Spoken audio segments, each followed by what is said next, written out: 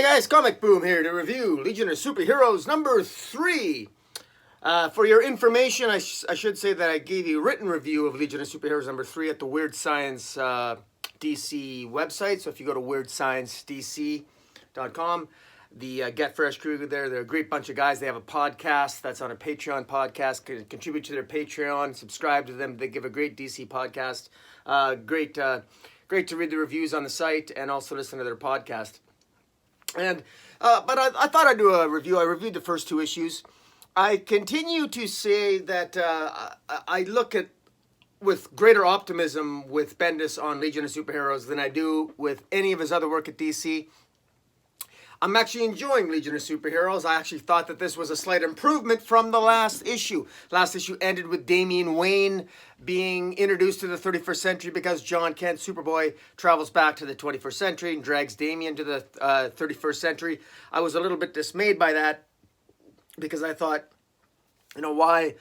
I thought it was a mistake for Bendis to drag Damian into the Legion of Superheroes because with a 30-plus member Legion of Superhero membership, I don't want to get distracted with Damian. There's way too much focus on Damian Wayne as there is in the Bat universe.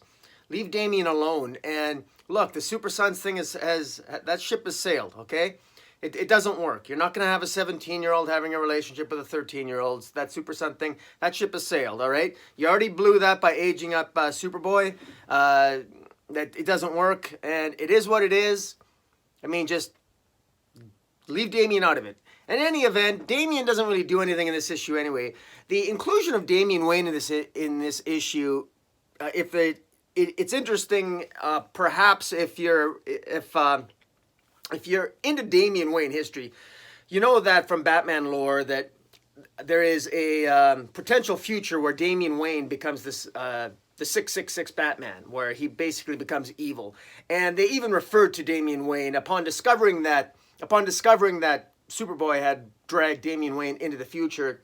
Shadow Lass reports it to Saturn Girl, and everybody has a big panic attack because apparently that's a no-no. And Damian is referred to as Baby Hitler. So there's some discrepancy. There's some lack of clarity in the future in terms of what Damian's future holds, but it might be that he becomes evil. They're not really sure. And apparently one of the primary motivators that led to the formation of the Legion of Superheroes was the hope that Damian would make the better choice and not choose to go on the side of the devil and embrace the side of the angels, so to speak.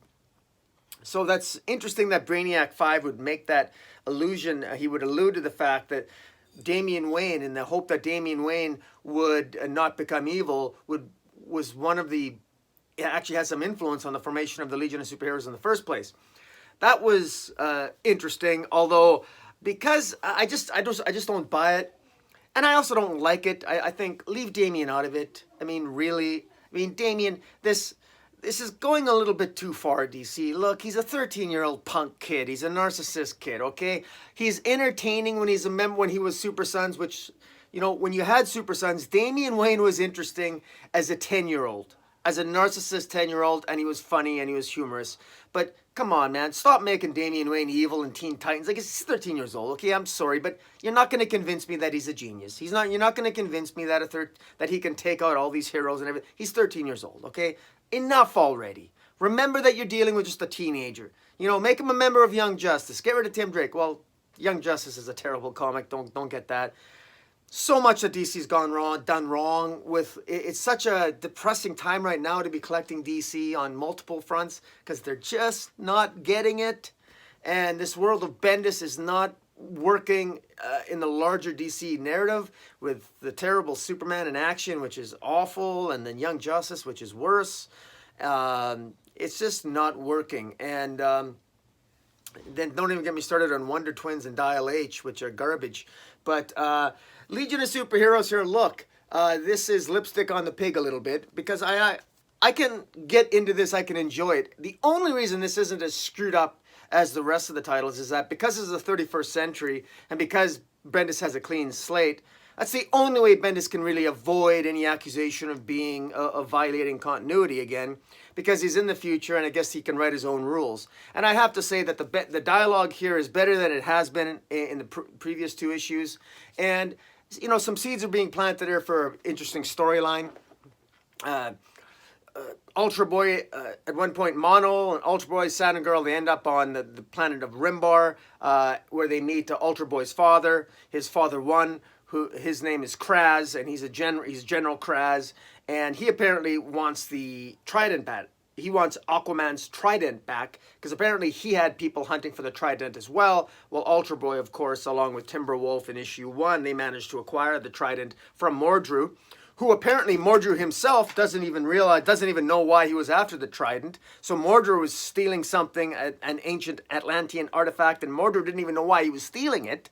So that's odd. So there's a lot of mystery here that's building. Like, nobody really seems to know what's going on here, and Bendis is not inclined anywhere in this issue to give us a clue as to what exactly is going on. He's planting seeds and he's building the mystery, but we really still don't know a lot about the 31st century, but we're getting some character interactions here. We're starting to get some character interactions, particularly with Cosmic Boy, Shadowlass, Ultra Boy. Saturn Girl continues to develop, even Saturn Girl's powers. She seems a little bit incompetent with her powers, but, you know, she tries to use her powers to put enemies or bad guys to sleep, but she ends up putting her own teammates to sleep. So Saturn Girl's telepathic powers aren't exactly focused very well.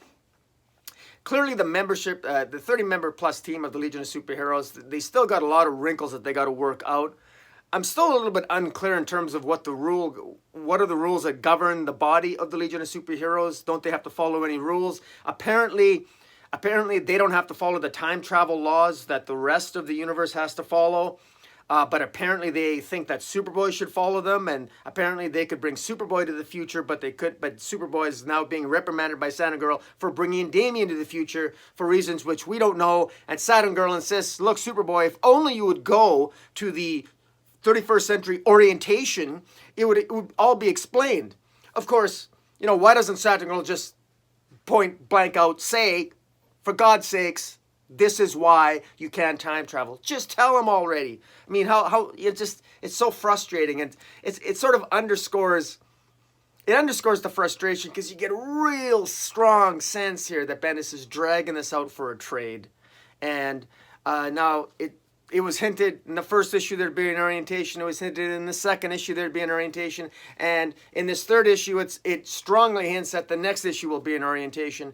I think there's going to be an orientation next issue that Superboy will attend at the Metropolis Pavilion to see the clues about the 31st century and finally be told exactly the dangers and why he can't travel and why he can't bring people from the past into the future. I guess we're going to find that out. Why can Superboy travel into the future? Nobody else? We don't know. In particular, if they're so worried about the Trident, or they want to know what powers Aquaman's Trident has, why doesn't Superboy just fly back to the past and ask Aquaman, by the way, what can your Trident do?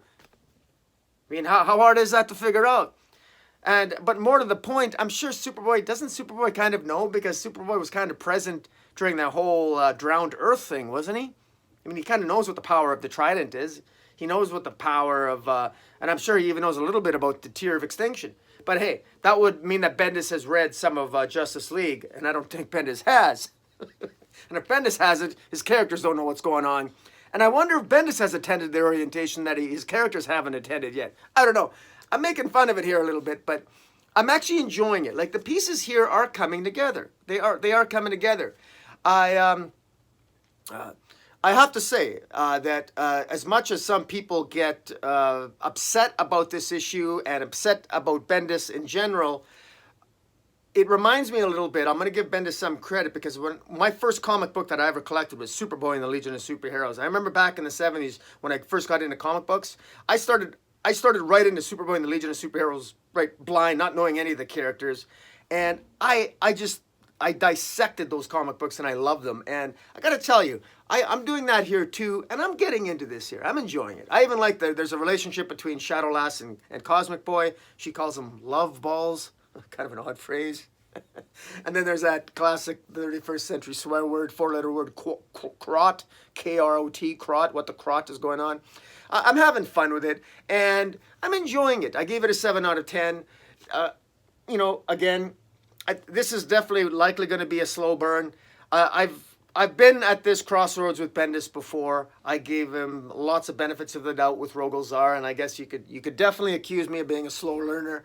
But I mean, it's hard for me because I'm such a lifelong Legion of Superheroes fan. I've collected every series of it that's come out in the last 4 decades.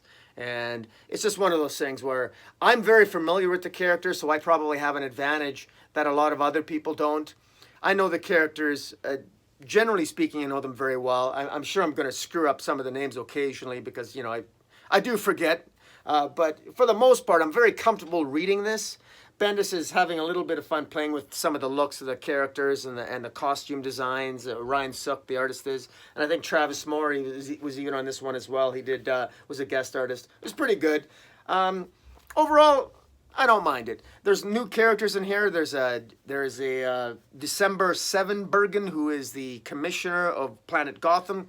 There's a city called Dinny City, which I think is a tribute to Paul Dini of Batman lore, who wrote animated Batman, and he's a Batman writer. And there are even Shadowlass's last name, Dawnstar Grell. Grell is her last name. I think that's a tribute to Mike Grell, who was the artist for the Legion of Superheroes back in the 70s. So there's a lot of callbacks here to Legion lore that I don't mind. And, the art is really good. The covers continue to be really great. I am curious to see where this is going. Clearly there's a plot here going on. It seems that there's obviously New Earth is being created. It's missing water. Presumably the Trident will help, probably, if they figure out how to use it, will help them produce water, which will be the final ingredient for New Earth. Meanwhile, we got the Horaz, who had, the Mordru under Horaz was hired to steal the Trident, and he doesn't even know what the Trident does or why he was even hired to steal it in the first place. We've got Ultra Boy's father, General Kraz, that also wanted the Trident for reasons which he doesn't say, but he hints at here. Again, there's a lot of people talking about what they want. They want the Trident. And there's a lot of scolding going on, people yelling at each other, people panicking, and people interacting and fighting, but no one's really giving or providing any actual information. We still really don't know a lot about the 31st century. We know that Metropolis, we know that the Legion headquarters is basically one giant city of Metropolis itself. We know that in the future, we know Superboy hasn't attended the orientation. We know that Planet Gotham is the cleanest place in the galaxy. We know that Metropolis, we know that Planet Rimbar is in the middle of a holy war. There's a civil war going on the planet Rimbar, Ultra Boy's home planet, and his father and him don't really get along very well. And we know that Shadowlass and Cosmic Boy have a relationship. We know that Monel has a relationship with Superboy, that Superboy doesn't remember how he recognizes Monel. Monel apparently looks like a movie star from the 21st century, according to Damian and Superboy. And apparently Monel knows something or he's met Superboy in Superboy's past sometime, and that's yet to be revealed. So there's these little seeds being planted here and there and scattered all over the place. But again, we're not given any answers to anything. We keep getting thrown more little tidbits of questions. We got questions thrown at us that, oh, that's a question, that's interesting, but no answers. And by the third issue, I really think this should have started off with an orientation. I would love to see an annual where we get a detailed orientation for us. Like, why not give us a Legion of Superheroes orientation book?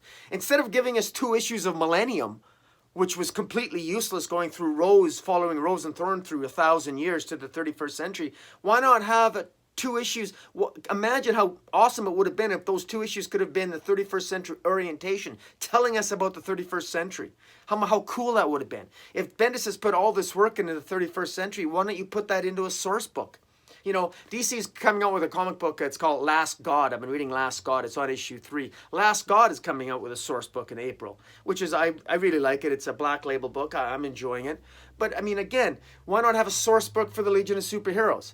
And why not have that be one of the very first things that comes out? And in the source book, hint and tease at mysteries that you already start off with issue 1. The whole thing here was just very poorly planned, I think. And it does show because it does feel a little bit abrupt. Now, again, I'm interested. I'm involved and I'm enjoying this, but I can definitely see, I mean, any of you guys out there, I'm sure there are lots of you that might disagree with me on this, and maybe this isn't your cup of tea, and it's the same criticisms of Bendis, and I respect that, I get it, because if you guys, those of you who do watch me know that I'm very hard on Bendis when it comes to action and an Event Leviathan, and God forbid we got Event Checkmate coming out now. What a joke. Anyways, but despite all reasons to the contrary, I'm going to remain optimistic with Legion. Guys, tell me what you think. The Legion of Superheroes #3. Hit the subscribe button. Follow me on Twitter at Metropolis40. And until next time, Comic Boom out.